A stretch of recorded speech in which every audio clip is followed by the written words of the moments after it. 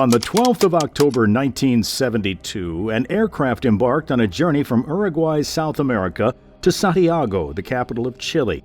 The flight was supposed to be a brief one, as it usually takes just about 3 hours to travel from Uruguay to Santiago.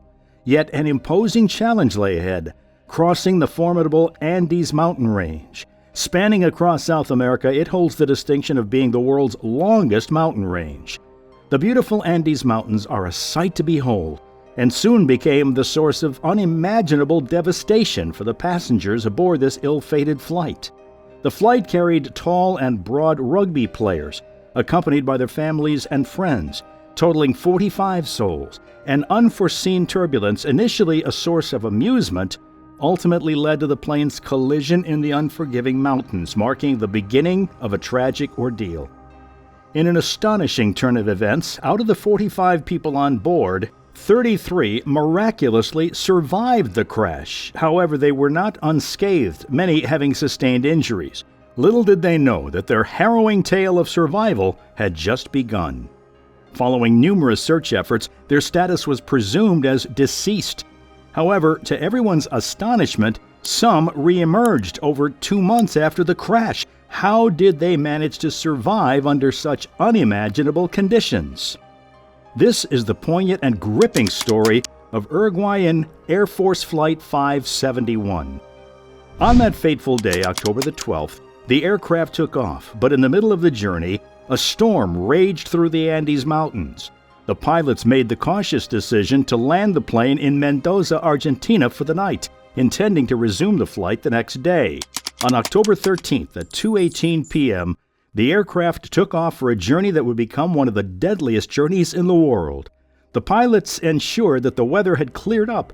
For an hour, everything seemed to be going perfect, yet at 3:21 p.m., as the plane began to descend, it encountered turbulent skies. The passengers, especially the rugby players, initially brushed off the turbulence with jokes because no one knew what was about to happen in a few seconds. As the plane descended further and clouds surrounded it, alarm bells rang and warning lights flashed, causing panic among those on board. The passengers were shrouded in a thick veil of clouds, and their situation was dire. They had approached a looming mountain, and the plane was about to crash. As they emerged from the clouds, the pilots desperately tried to gain altitude and avoid the impending disaster.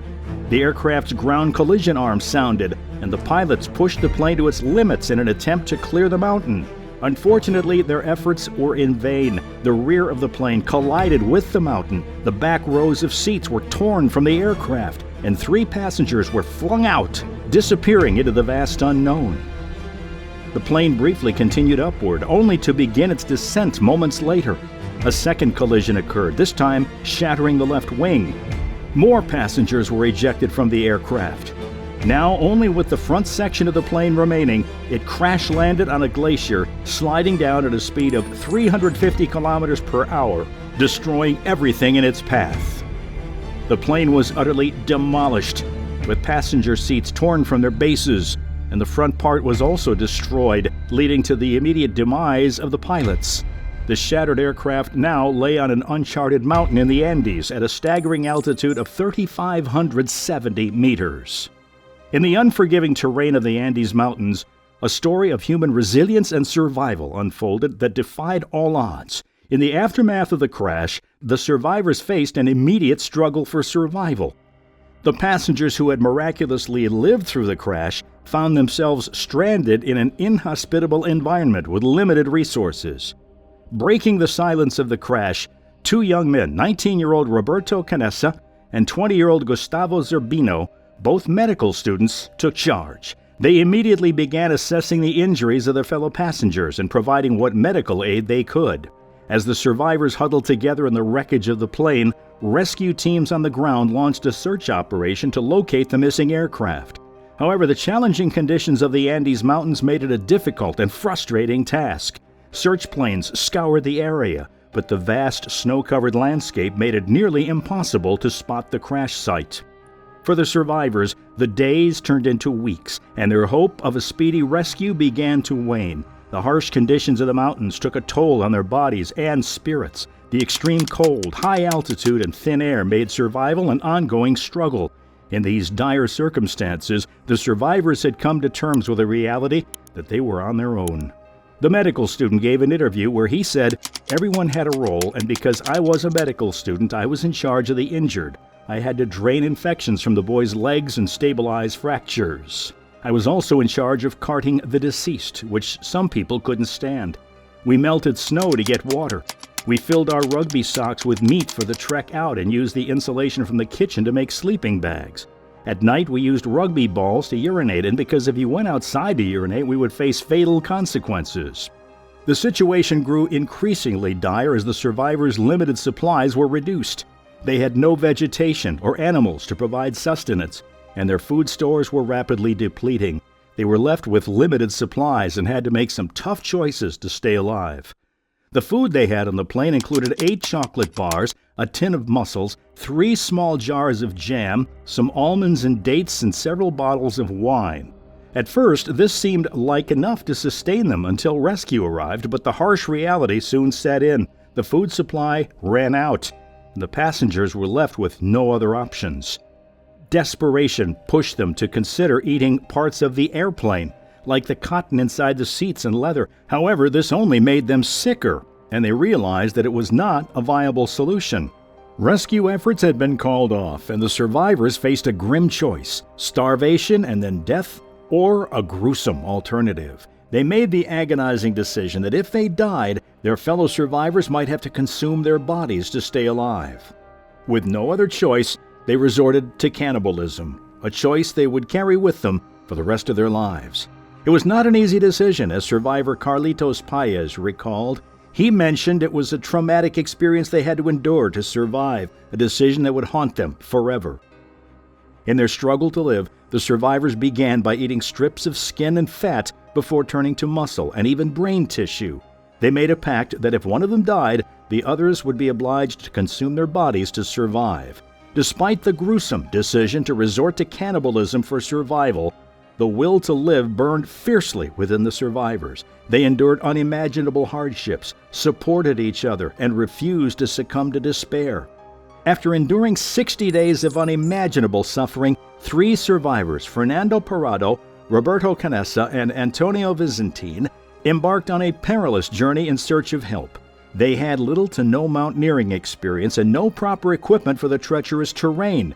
Despite their limitations, they were determined to find help and save their fellow survivors.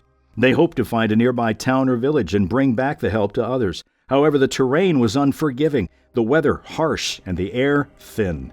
They faced many challenges on their journey, including frigid nights and exhausting days. After days of challenging trekking, the 3 men finally saw signs of human habitation in the distance. They reached a valley with a flowing river, a lifeline that could lead them to help. The sight of a river offered a glimmer of hope that they were not alone in the wilderness, but their struggle was far from over. On the other side of the river, they spotted 3 farmers. Unable to shout across the roaring river, they used improvised means to communicate. These farmers were their first connection to the outside world in over 2 months. The survivors' resilience had finally led them to a chance for rescue. Later, the farmers informed the Chilean Air Force about the survivors. On December 22, 1972, the Chilean Air Force, after a search operation that had been previously called off, spotted the survivors. The survivors had ingeniously fashioned a signal flag using red and white seat covers salvaged from the wreckage. This makeshift flag helped guide the Chilean Air Force to their location. The Chilean Air Force immediately responded by dispatching a rescue team to the crash site. However, their mission was far from easy. The high altitude and rugged terrain of the Andes Mountains made landing their aircraft impossible. Instead, they resorted to dropping vital supplies and medical equipment to the stranded survivors, providing them with some much-needed relief. The turning point came on December 23, 1972, when the survivors' prayers were answered. A team of helicopters specifically equipped for high-altitude rescues reached them. The survivors were airlifted to safety and taken to a hospital in Santiago, Chile. Here, they received the medical attention that they so desperately needed to address their injuries and severe malnutrition. 16 survivors were finally brought to safety, enduring the severe physical toll of their ordeal. News of the miraculous rescue spread like wildfire, capturing the attention of the world. The survival of the passengers of Uruguayan Air Force Flight 571 is not just a tale of extraordinary perseverance, but also an example of the resilience of the human spirit. No wonder why the incident was named the Miracle of the Andes.